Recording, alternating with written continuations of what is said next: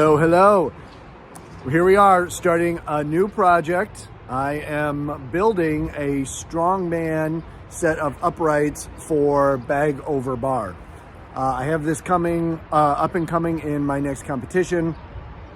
And with that in mind, what I want everyone to do that's watching this is to establish whether or not they are just building a bag over bar just to practice, or it's an actual contest preparation, because that is going to have a huge impact on the dimensions and the height of everything you need to build. So I looked up on all the details for my competition. I have a 15-foot bar height for my competition. So I'm going to build everything to the specs of my competition, or maybe a little bit over, because I always want to train better so my performance is on par. So that is crucially important when you're going to do your designs and dimensions for your uprights, because if you're just going to say, hey, I just want to practice this, I don't really have a lot of equipment, I'm just going to throw cinder blocks or dumbbells, kettlebells, whatever, you're probably not going to need something 15, 16 feet in the air, and it'll be a lot easier to build something that's less tall.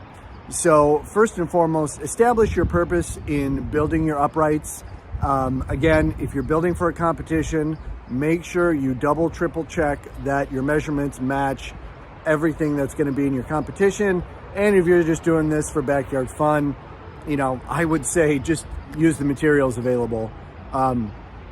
Even if you're using PVC pipe, for instance, one of the places I get my materials has everything cut in 10-foot lengths and 5-foot lengths. So just to make the project go quicker and easier, just use what's available. But today is going to be even more challenging because, again, I have to get 15 feet minimum, maybe 15.1 feet, just to make sure, again, I'm hitting that mark every single time. And this project is going to start out a little bit differently. I wing it a lot because I've done a lot of projects like this. But first thing I'm going to do is I'm going to lay out all the materials to make sure I have everything here, because I get so annoyed with having to stop in the middle, slow my momentum, and go run out and get more supplies. So step one, I'm going to lay everything out. I'm going to take some rough draft measurements, show you guys what I'm working with, and then we'll hit it. All right, let's do this. All right, I'm definitely going to be using, these are 2x3 uprights. So this is going to sound silly, but I'm telling you, it will save you so much frustration.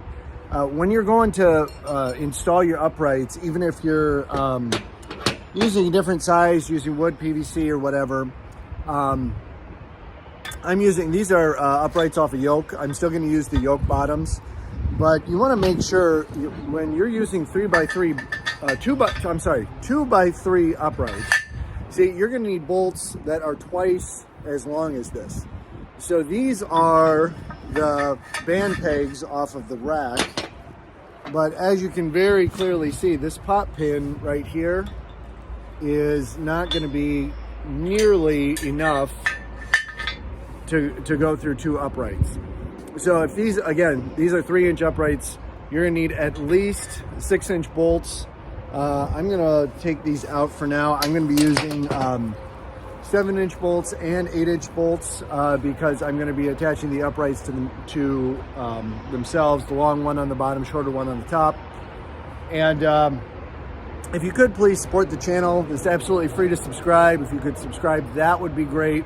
Help the cause, help the fitness world, and let's get this show on the road.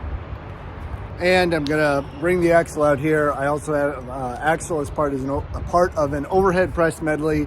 So I'm going to do some very lightweight axle press in between. This is what I do on a very regular basis. Chores and train, and chores and train, and build, and back and forth. So we'll do a little bit of that, a little bit of this, and let's party.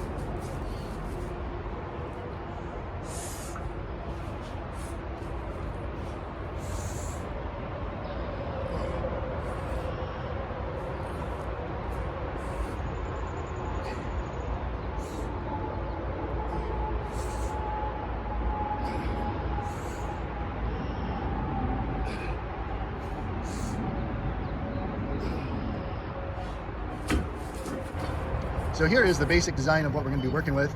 This is the Rogue or squat stand base.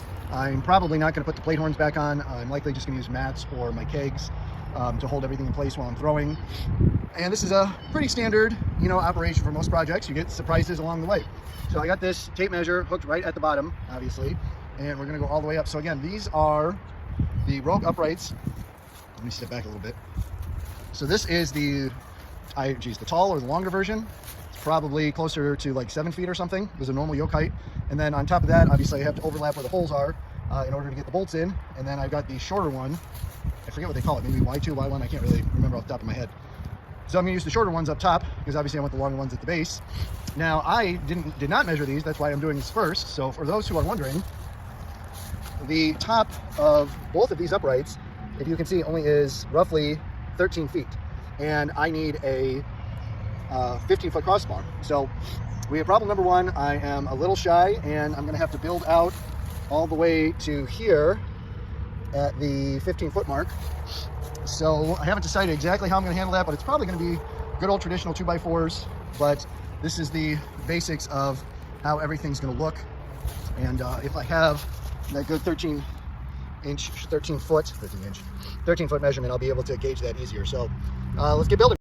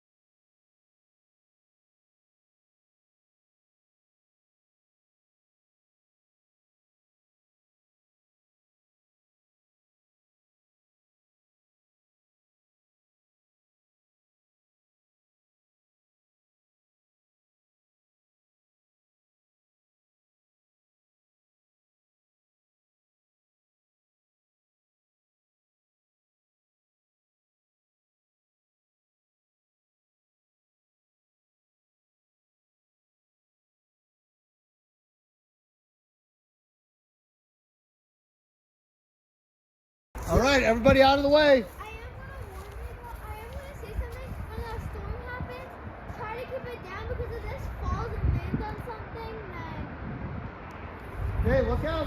Move way away. Go and stand on the concrete. I don't want you getting crushed, Jax. Okay, you ready? Count down. 5, 4, 3, 2, 1.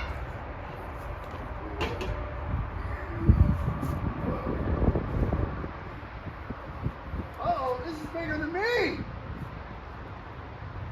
Oh, it's bigger than me. It's 8 foot. Oh, I have to stand it up from over there.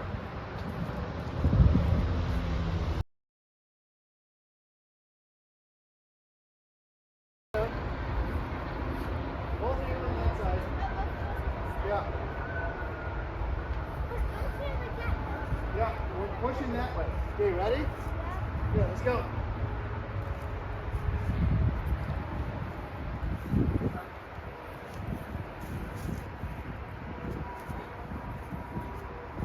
Got it?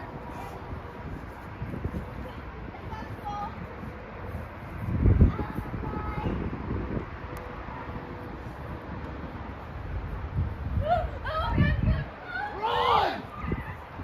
Run!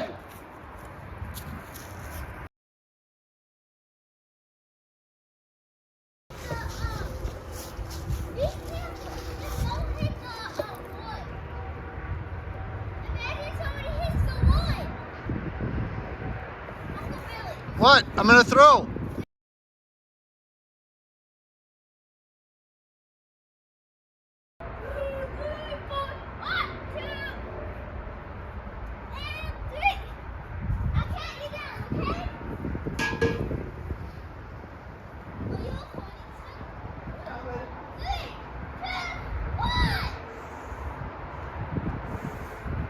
Yeah.